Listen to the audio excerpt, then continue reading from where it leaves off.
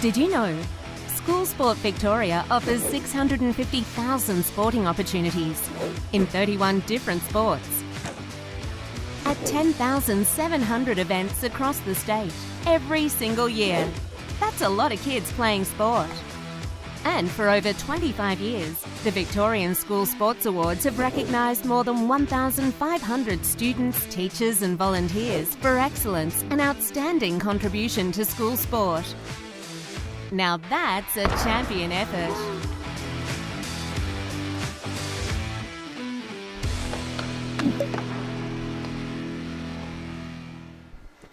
Good afternoon, everyone. We've got the very lovely Brooke Stratton here with us, Olympic long jumper, Commonwealth Games silver medalist.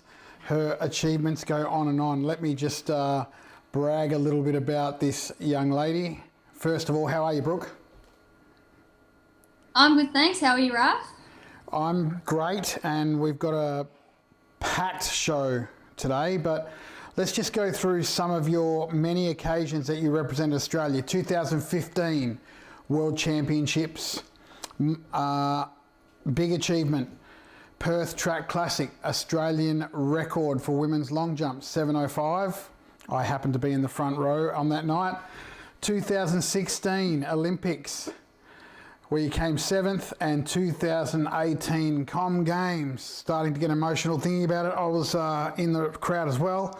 It was amazing to watch you compete at the level you competed at. Tell me, which of those was the sweetest victory? It's a very hard question. I would say that they're all sweet in a different way. But I'd probably have to say the Commonwealth Games in 2018, winning a silver medal, just having a home crowd, a home games, having all my closest friends, family and partner in the crowd watching. It was such an emotional experience, and it's definitely something that I'll always remember and that will sit close to my heart. And yeah, winning the silver medal as well after coming back from an injury, it was super special. So yeah, I'd have to say that one. Brilliant. Yeah, it was quite amazing that the Com Games just sitting there amongst a packed stadium, not just for long jump, but for every event there, where Catherine Mitchell performed on the big stage, the boys long jump performed on the big stage. It was just amazing to see a stadium of that size full of every seat with people who were just wanting to watch them. My son and I happened to go every day that it was on, but it was incredible to see that, and I really hope we get back to that at some point. Now, before we look at all your achievements and all your amazing achievements, tell me, we've got some questions that are starting to roll in, which is awesome, but we're going to just put a video up on screen just so that everyone understands and puts in context exactly what you do in long jump. This video only goes for 90 seconds, so everyone just watch this video. This will put in context what Brooke does, and this is a video put together by Channel 7. Fantastic video. I'm Brooke Stratton, Australian record holder in the women's long jump. At the Perth Track Classic earlier this year, I jumped a huge PB of 7.05 meters, which was the Australian record in the women's long jump. Oh, it's well out there again. To come away with a jump over 7 meters, such an incredible feeling. It was such a special night. I was very lucky to have met Bronwyn Thompson at a Telstra A-Series event when I was about 12 or 13 years of age. I walked up to the fence and I actually got her autograph, and she wrote a nice little message in my autograph book. So to think that I've broken her record, someone that I've looked up to for so long, it just seems so unreal and so crazy. The Australian long jumpers have been doing pretty well lately. It definitely gives me a lot of confidence seeing Fabrice doing so well and Mitch to have done so well in London. Just shows that the Aussie long jumpers can match it with the best jumpers in the world.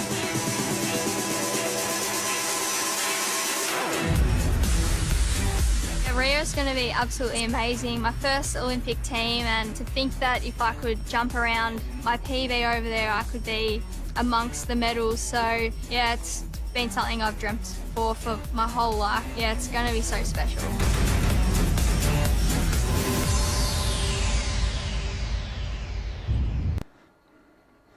So there you go, great video. Brooke, where did it all start for you? So it all started down at the Nunawading Little Athletics Centre. My older brother, Jamie, who's 2 years older than me, was encouraged by my parents to give Little Athletics a go. So whilst he was doing it, I was obviously too young to get involved myself. So I'd go along at 4 or 5 years of age, and they'd have what was called an underage race. So for all the kids that were too young to do athletics, they were able to run in this 50-metre sprint. And I was just super competitive from a young age, and loved everything about going down and watching my brother. And when I was old enough to get involved myself, I joined the athletics club, and yeah, that was a long time ago now in under 6, and haven't really looked back since. Fantastic. We've got some great questions rolling in already. I'm going to put a question up. Let me just get rid of these titles here so we can move the question up. But Charlotte Cunningham has a great question for you. This is what Charlotte has to say. How old were you when you started Little Athletics? So I started in the under 6 age group, so I would have been 5 years of age when I started. So 5 years of age, that's a pretty young person. Long time now. Yeah. Now we've got another question coming up from Chloe Warmington. Have you ever been close to giving up? Great question. There definitely have been times that I have questioned, why I should keep going. And this has basically just been through injuries, through illness, when things have got really tough. But yeah, you've got to be resilient being an athlete, and you've got to be able to have that mental strength to be able to get through the challenging times. And I've found that I've been able to surround myself with people that have been able to support me through these challenging times. And, it'd be so easy just to give up and throw in the towel, but I'm not that type of person. I've still got goals that I want to achieve. And I think, when you put things into perspective, things could be a lot worse when you're injured. And I think, you just got to surround yourself with people that are going to help you get through the tough times, and do everything you can, to get through it. And it definitely makes, the good times so much more worth it when you've, gone through a lot of challenging and tough times. Brilliant. Now, just following on from the same theme as, around the age when you were young and just starting out athletics, this is a great question that's come in from Good Kids, not sure who that is. Did you ever think you would become such a great athlete and to even make the Olympics? Let's put it in perspective. At a young age, Brooke, you were there with Bronwyn Thompson, and you were watching her break the record. Did you ever think at 5, 6 or 7 years old that you would make the Olympics? Certainly not. It's all well and good to have that goal at a young age. But at the end of the day, you've got to have the talent, and you've got to be able to work hard. You've got to have that hard work ethic. And I think that's exactly what I had from a young age. And obviously being really young, I wasn't really training that much because, it's all about having fun from a young age. But as I got a little bit older and started taking things a bit more seriously, that's when I started to realize that with the progressions that I was making, that, I could definitely get to that Olympic level. And but definitely from a young age, I had no idea how much potential I had. And I think the fact that I worked so hard, through my teenage years and adolescence, that's what sort of set me up to achieve the success that I achieved, and made so many sacrifices along the way, and the right choices too, to allow myself to achieve what I've achieved so far. So no, that's brilliant. Now, that's interesting that you didn't think you'd make an Olympics, and obviously it's not ideal for a young child to be setting themselves up for that sort of pressure. But when you were competing at 5, 6, 7, even 12, 13, 14, you were breaking records. I mean, we still have the SSV records with Brooke Stratton's name against them. So given that you were so far ahead of everyone else, it's interesting that you still didn't have that concept that you would make the Olympics. It was always a wish, but it was never a pressure that you put on yourself. yeah, well, it's very hard to know, when you're 10 years old or even 12 years old, whether you're gonna take that next step, because you're so young, and like so many athletes are so successful at a young age, but they never go on to representing Australia at a senior level. So I knew that it was possible, but yeah, it's hard to sort of know at such a young age. But as I said, I did everything I could.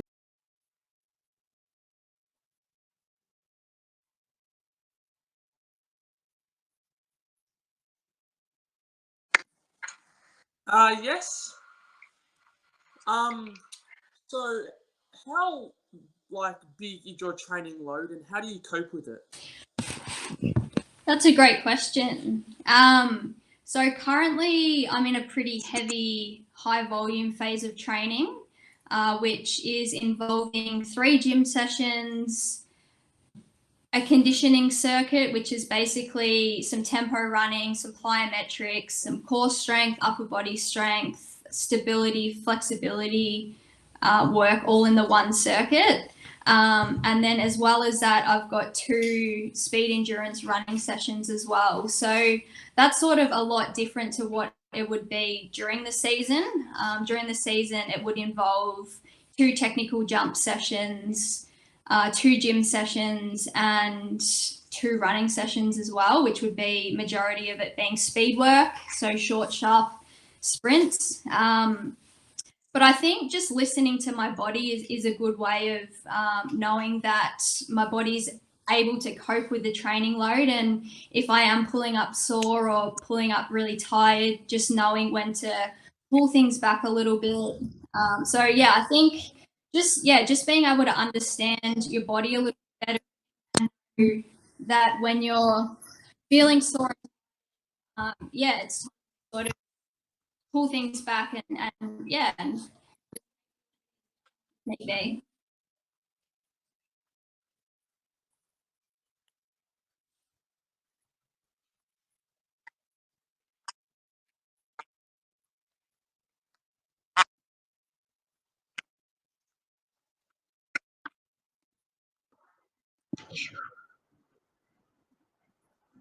Um, I am 9 years old, but some of the other girls are better than me at long jump.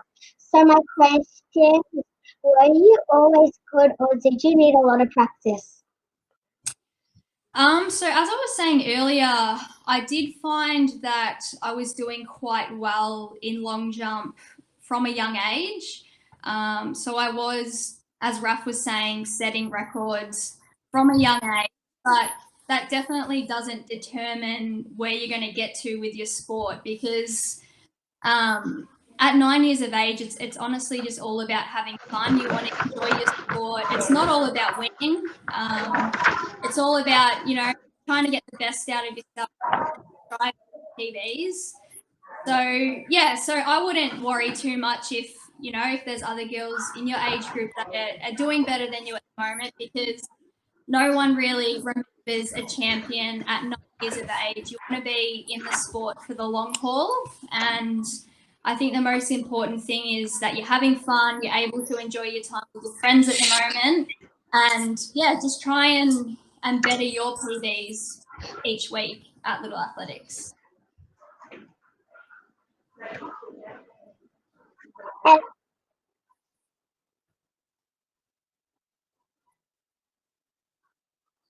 yeah,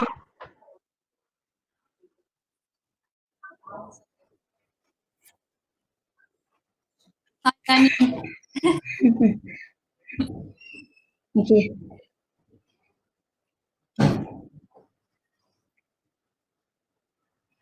Yes, I do. I compete in that's just in Craigieburn.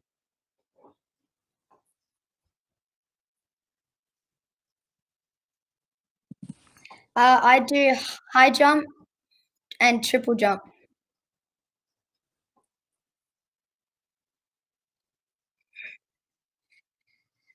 So I do long jump sometimes at my athletics club, and I always get that wrong.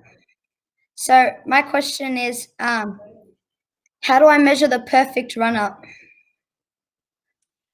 So generally for young athletes, they'd normally say the amount of strides you do would be equivalent to your age. So if you're 10 years old, you'd probably want a run up that's around 10 strides long. If you're 12 years old, a run up around 12 strides long. So the way you measure your run up is generally putting your foot in the middle of the board and running backwards that amount of strides, and just making sure that you're starting with your foot that you start with being your takeoff foot in the middle of the board when you run backwards. But in saying that, though, you want to make sure that you're running in consistently every single time you're at the top of the runway. So you don't want to run in, at 80% speed for one jump and then run in at 90% speed for the next jump. It's all about consistency and just making sure that you're keeping your stride lengths the same and you're keeping your speed, as consistent as possible.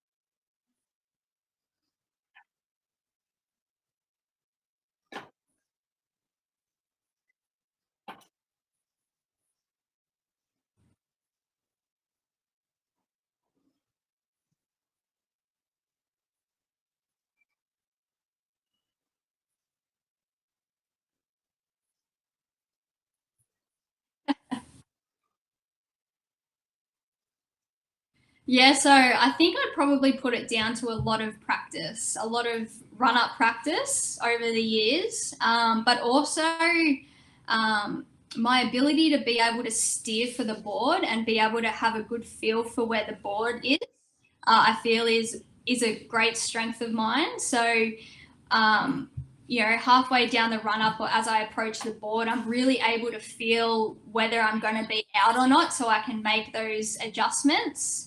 And sometimes, it can be a real strength, but other times it can also be a weakness as well, because if I'm oversteering, it means that I'm taking short strides, long strides, and ideally, you want to be taking consistent strides throughout the run up so that when you're hitting the board, you're at maximum speed and maximum velocity. And if you're taking short strides, stuttering, you're going to be slowing down. So, a lot of run up work over the years has allowed for me to somewhat perfect it, but there's still a lot of work that I can do there to get it even better.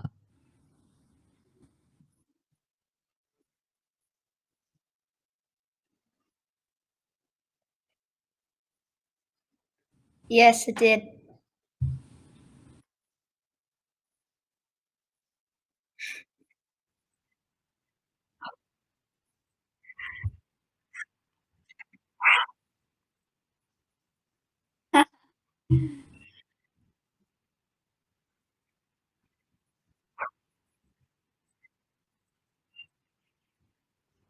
Yeah.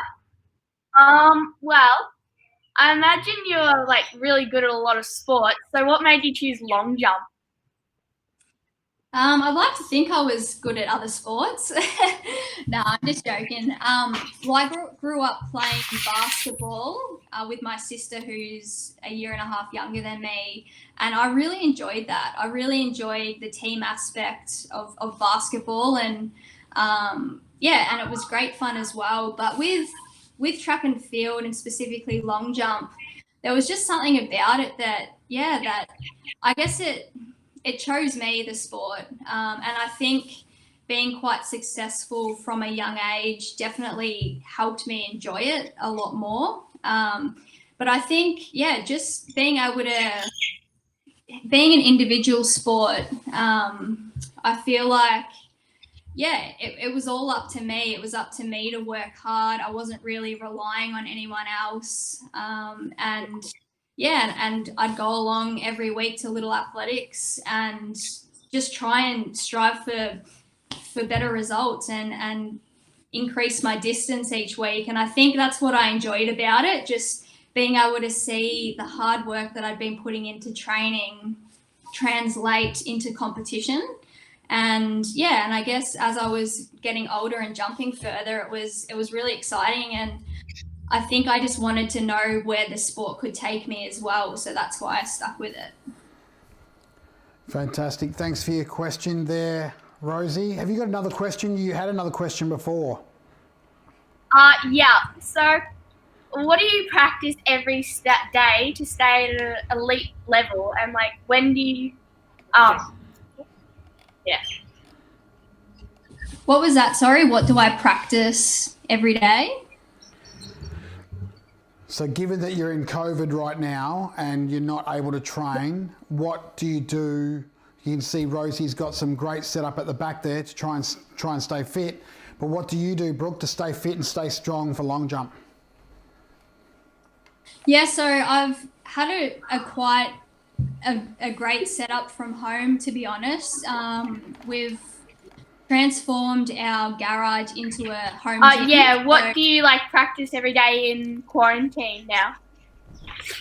So I've been able to keep my training as normal, but doing a lot of it from home, especially during COVID. So I do 3 gym sessions a week, which would basically be all lower limb strength and power based exercises.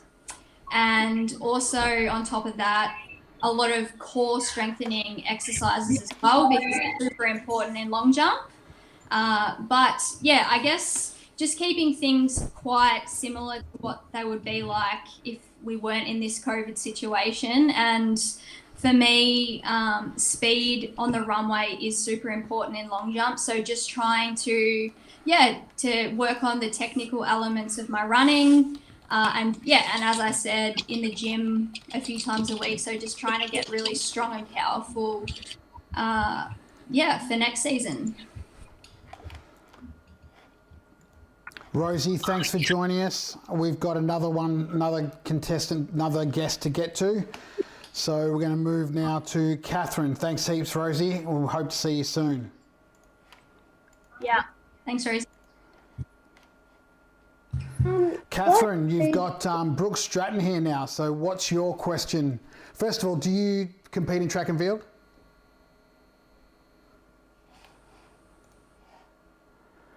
Catherine, do you compete in track and field?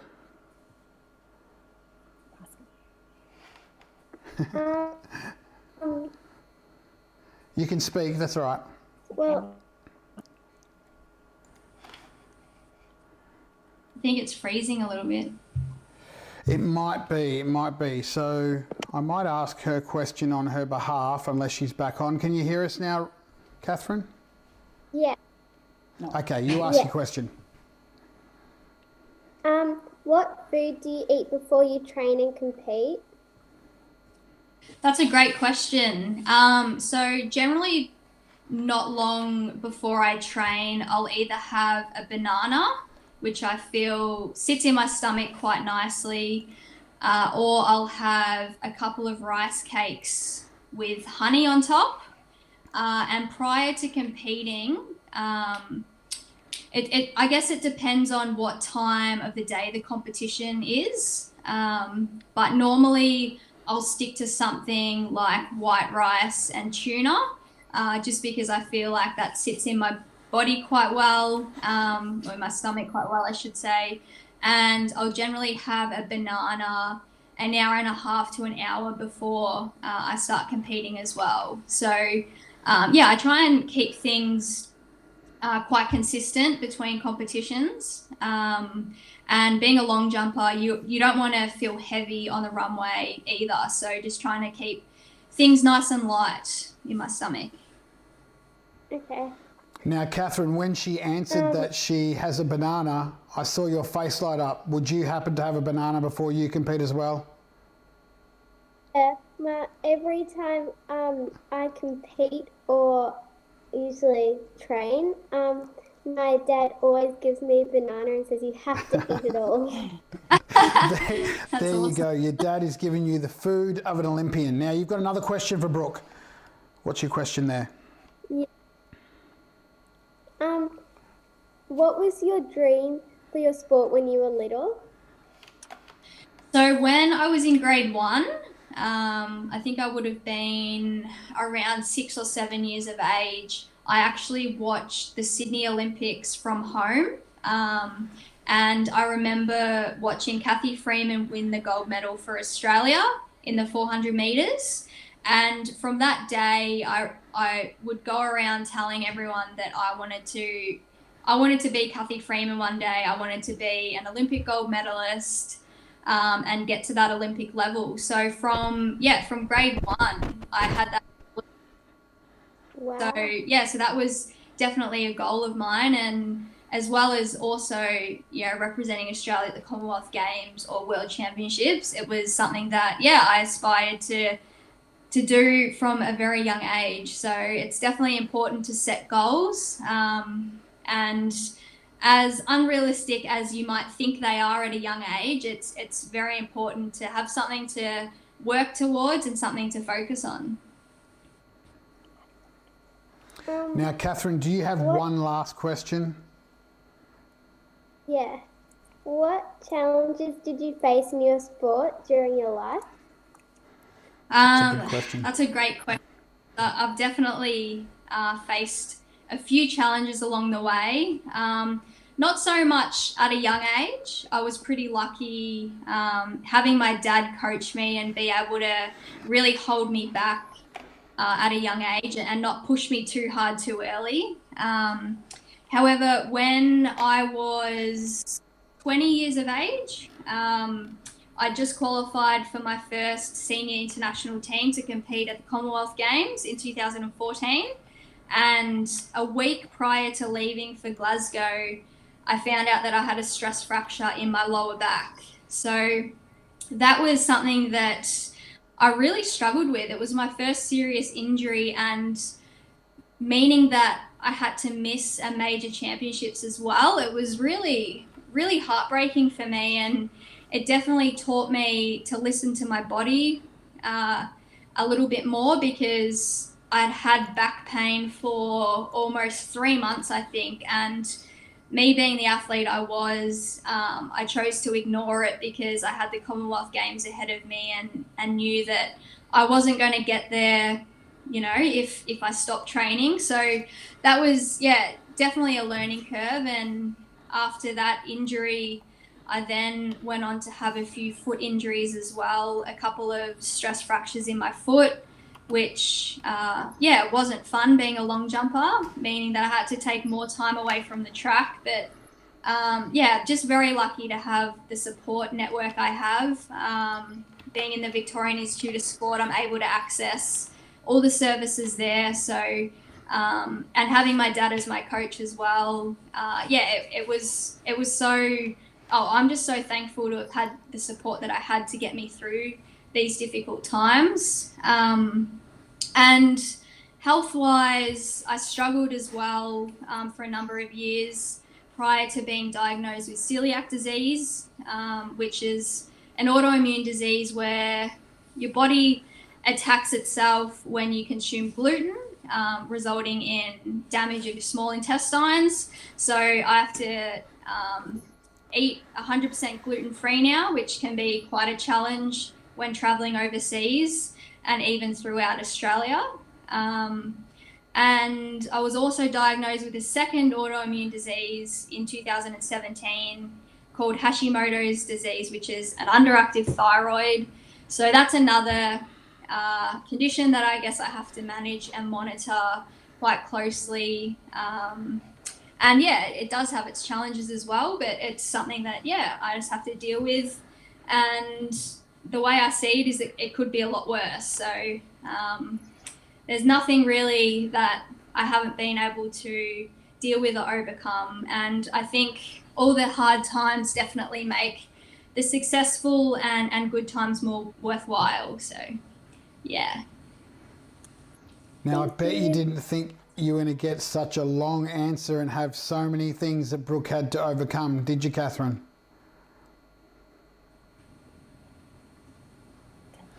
Anyway, thanks for joining us. We've loved having you on board, and keep watching. We've got some more questions coming up, okay? I mean, Thanks, Catherine. Hearing you list out all those different things that you've had to overcome, you know, being picked for the Commonwealth Games, the World Championships team, I think it was, and having a stress fracture in your back, and then the gluten-free, and then the different diseases that you've had over time. My respect level has already been high. It's gone through the roof as you list them all out, Brooke. That's just amazing. We've got some more questions that are coming from the floor. You've got a huge following, actually. So it's, I'm not sure we're going to get to every question here, but I love this one here from Tori English. Tori's one of our track and field athletes. She competes in the multi-class and she is a dynamo and smiles all the time. This little girl here has amazing qualities and amazing talent, but she asked this question: do you have any tips for people coming back from an injury? My biggest tip would probably be to stay patient. Generally, coming back from an injury, things are going to take time. It's going to take time to get back to a normal training load. So be patient. If you're not able to do everything that you normally would do in training, don't get stressed about it. Don't worry too much. Don't overthink everything. Just enjoy the process and surround yourself with people that are going to help support you, not only through the injury, but during, your comeback phase. It definitely helps when you've got people, lifting you up and just being there, to talk to if need be, because it'd be extremely hard coming back from an injury and not having that support. So surround yourself with people that are going to lift you up, that are going to give you advice that you need as well. And just check in with anyone that's going to help you get through it that little bit easier. Very good. Our best wishes to you, Tori, as you return from that injury or the surgery you've just had.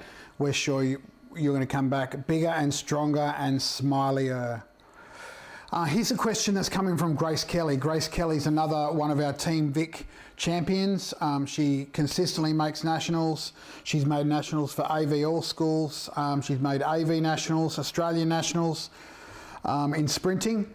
And she writes this: hey Brooke, we met in the first year of Team Vic member when you came and you did that. You remember you did that training session. You gave him a message. Your dad is your coach. He must be supportive and a great mentor who is always there for you. That's part one. Part two says this. It says, how important is it to have great people around you for the highs and lows? You've kind of just answered it. For the COVID-19 being a difficult time for us all, it must be hard with an athlete that has Olympics just around the corner. What keeps you motivated in your sport? And what advice can you give to us younger athletes? Grace Kelly, Emmanuel College, Warrnambool. Yeah, so I'll answer the first part of the question firstly. I'm extremely lucky to have the support and guidance that I've had from my dad. He took me on as a coach from quite a young age. I think when I started training, maybe around 10 or 11 years of age. And during that phase of my career, it was all about having fun. And I think that was, the main reason why I'm still doing my sport today, because I had Dad making my sport fun for me. I had him holding me back and not pushing me into doing things I didn't want to do from a young age. And yeah, it's been fantastic to be able to share this journey with him, to be able to travel the world, ride the highs and the lows with my father. It's something really special and something that, yeah, I'm very thankful for. And I have such a great support network, being part of the Victorian Institute of Sport, having access to the services there, dietitian, sports psychologist, physio, lifestyle advisor. There's so many people that have had such a huge impact. And strength and conditioning coach, I should say as well, have had such a huge impact on my career this far, as well as having the support from Athletics Australia, my fiance Nathan, and my family and friends as well.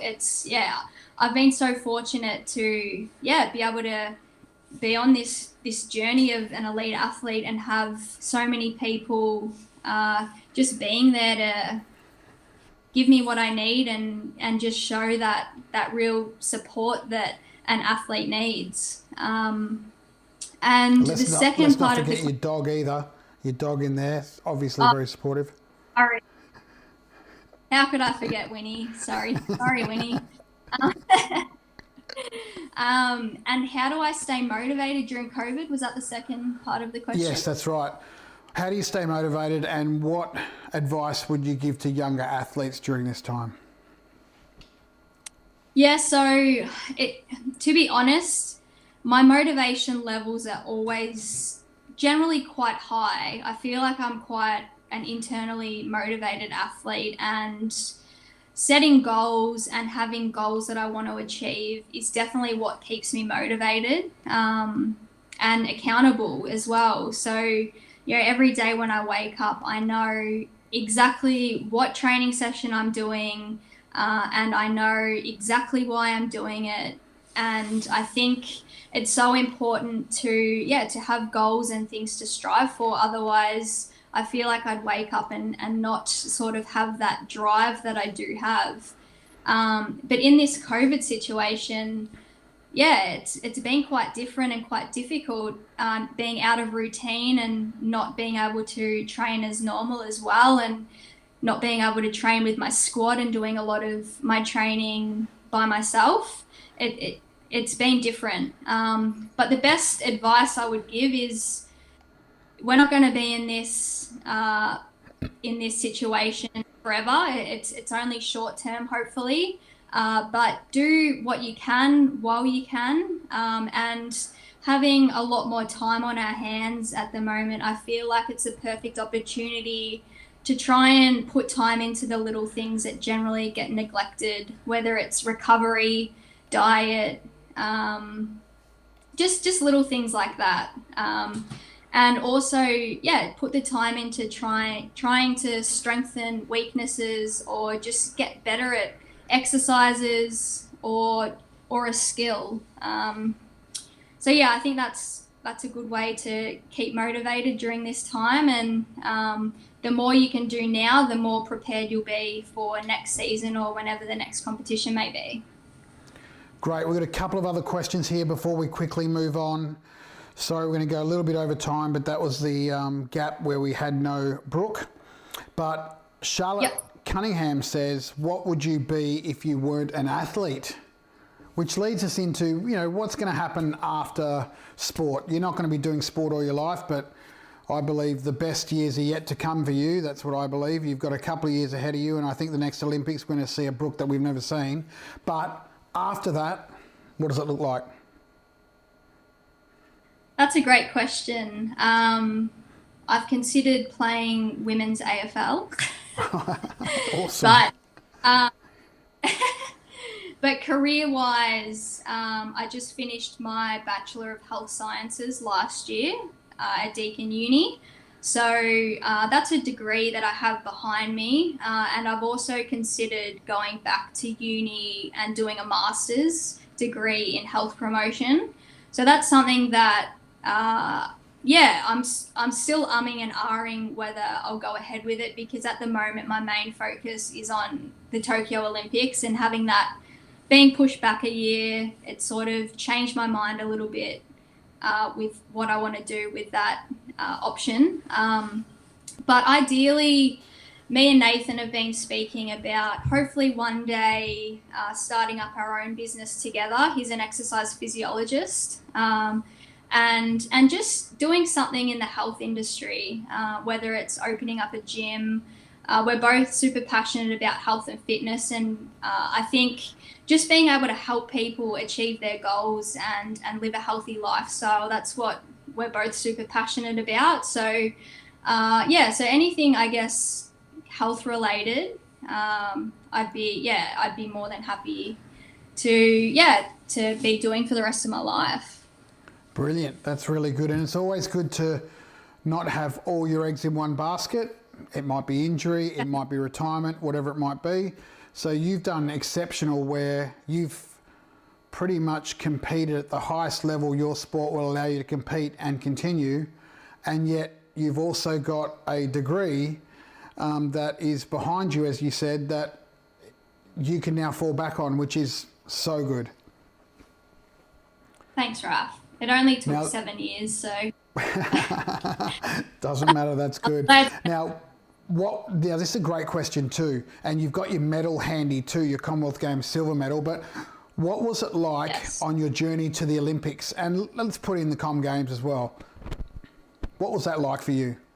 Let's talk not necessarily physically and strength-wise and training, but mentally. What did you have to do to mentally prepare yourself to compete in front of a massive crowd that was a home crowd and Australian crowd? Yeah, look, to be honest, the journey to the Olympics was quite a roller coaster for me.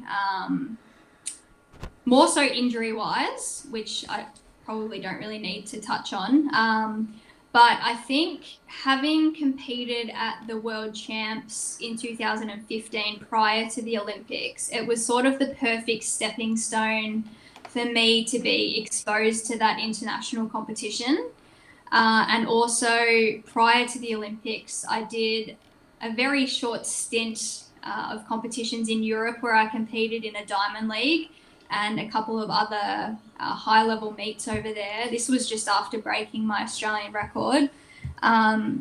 So I think, just getting that exposure to high-level competitions allowed me to feel a little bit more comfortable out there in the Olympic Stadium, because it's such a huge build-up to any Olympic Games, regardless of how many you've been to. But being your first, it does get really stressful. And having jumped 7:05 early on in the year in 2016, there was all this talk about me winning a gold medal or winning a medal. And you have people saying make sure you bring home the gold, make sure you bring home a medal, which 7 meters would have put me in medal contention.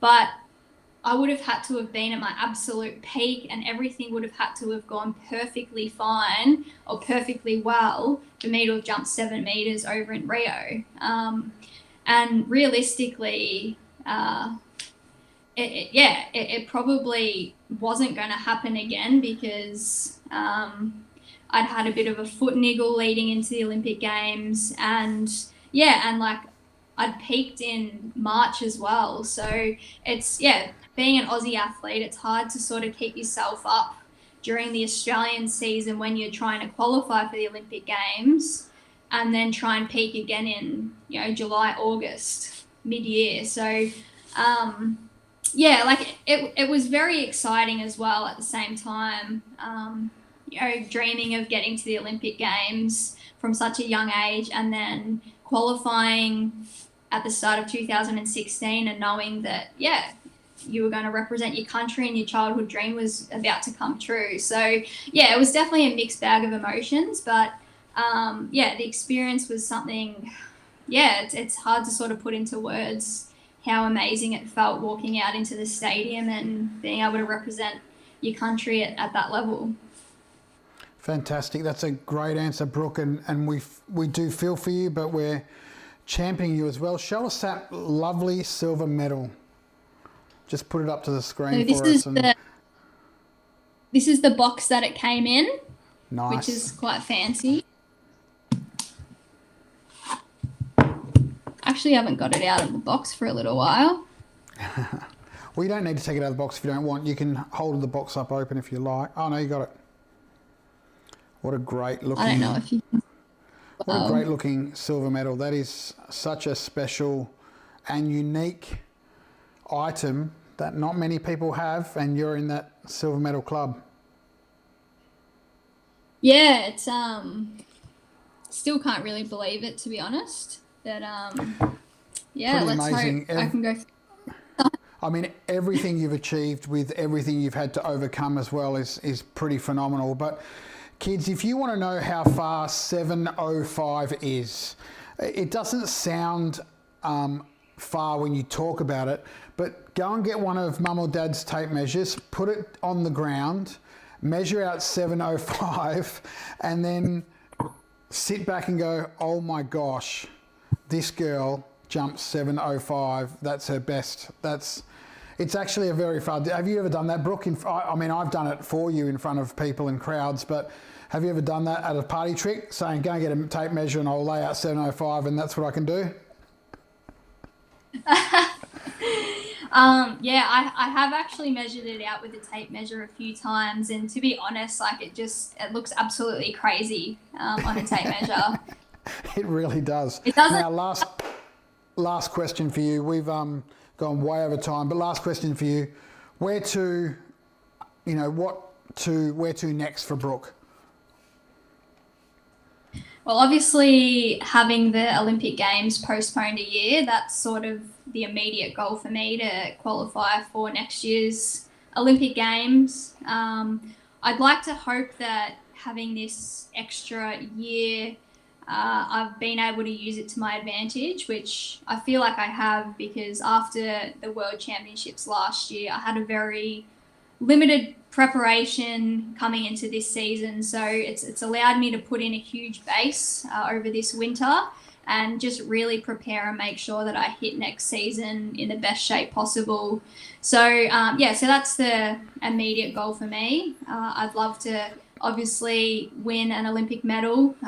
In Rio, I was able to make the final, so anything better than what I did there would definitely be satisfying. And from there, it'll be the Commonwealth Games in 2022 and World Championships as well. So that's going to be a huge year.